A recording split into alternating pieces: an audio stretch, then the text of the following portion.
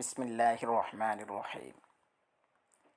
হযরত আব্দুল্লাহ ইবনে মাসউদ রাদিয়াল্লাহু তাআলা আনহু যখন অন্তিম রোগশয্যায় শায়িত ছিলেন, তখন আমিরুল মুমিনিন হযরত উসমান গনি রাদিয়াল্লাহু তাআলা আনহু তাকে দেখতে গেলেন।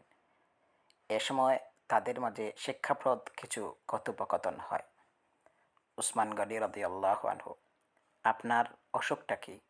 ইবনে মাসউদ রাদিয়াল্লাহু আনহু: আমার পাপসমূহই আমার অসুখ। উসমান গনি রাদিয়াল্লাহু আনহু: আপনার বাসনা কি? ইবনে মাসউদ রাদিয়াল্লাহু আনহু: আমার পালনকর্তার রহমত কামনা করি। উসমান গনি রাদিয়াল্লাহু আনহু: আমি আপনার জন্য কোনো চিকিৎসক ডাকব কি?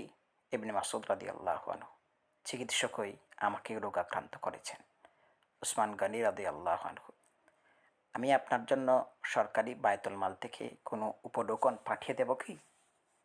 ইবনে মাসউদ রাদিয়াল্লাহু আনহু: এর কোনো প্রয়োজন নেই। উসমান গনি রাদিয়াল্লাহু আনহু: উপঢৌকন গ্রহণ করুন, তা আপনার পর আপনার মেয়েদের উপকারে আসবে।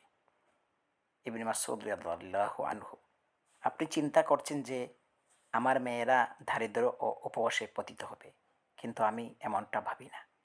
কারণ আমি আমার মেয়েদের জোর নির্দেশ দিয়ে রেখেছি যে তারা যেন প্রতি রাতে সূরা ওয়াকিয়া পাঠ করে। কারণ আমি রাসূল সাল্লাল্লাহু আলাইহি ওয়াসাল্লামকে বলতে শুনেছি, যে ব্যক্তি প্রতি রাতে সূরা ওয়াকিয়া পাঠ করবে সে কখনো উপবাস করবে না। সুবহানাল্লাহ।